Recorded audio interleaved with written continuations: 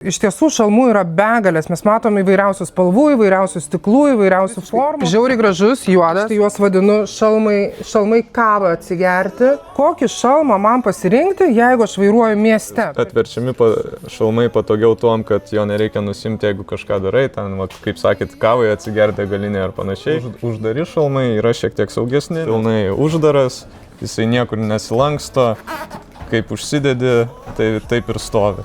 Nuo ko priklauso kaina uždaro šalmo? Skiriasi realiai šalmo kokybė, pats pojūtis šalme, garso izoliacija. Turėtų apspausti, tikrai šalmas neturėtų būti per laisvas. Galvą krūtinant į šonus jisai dar labiau tabaluojasi, tikrai šalmas yra per didelis. Šalmas būna per mažas, kai pradedi savo kandžioti į žandus iš vidaus, tada jau galima spręsti, kad šalmas tikrai... O jeigu nešioji breketus, turėtų būti skausminga? Juokauju. Jisai labai patogiai atsidaro, galima atsigert, galima, nebūtina šalmo nusimti, kad kažką daryti, ar susikalbėti ar panašiai. Tai minusai tiesiog šiek tiek saugumo praranda, būtent per lankstymosi ašį. Man tai toks adventure motociklams, žodžiu, reikėtų rinktis tokį, o kas vairuoja sportbaiką, tai maždaug tokį. Kažkas panašaus. Taip, tai moduliniai, kuo jie skiriasi nuo atverčiamų, tai kad pats šalmas atsidaro iki pat galo, iki pakaušio zonos.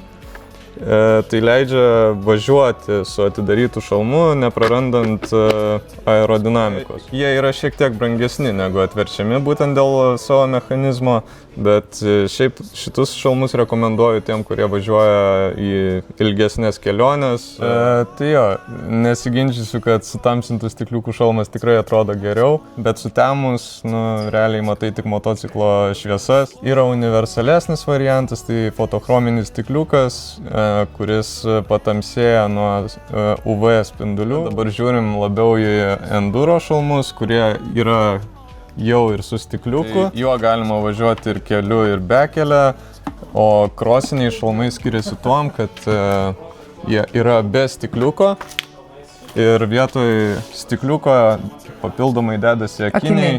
Būtent dėl to, kad be kelio važiuojant nėra tokio didelio greičio, tai yra tiesiog lengviau kvėpuoti. Taip pat jie abudu turi snapelį, kuris apsaugo ir nuo saulės, ir nuo purvo. Yra ir variantai atverčiamų enduro šalmų. Jeigu važiuojat į tolimesnės keliones, tai tikrai labai patogu. Ir miškais, ir keliu. Žodžiu, skirtingi tipai, skirtingos kelionės, skirtingi įgūdžiai, ar ne? Gali būti ir tie, kurie vartosi, ir tie vartosi. Enduro šalmai, kurie apsaugo mus nuo purvo ir saulės.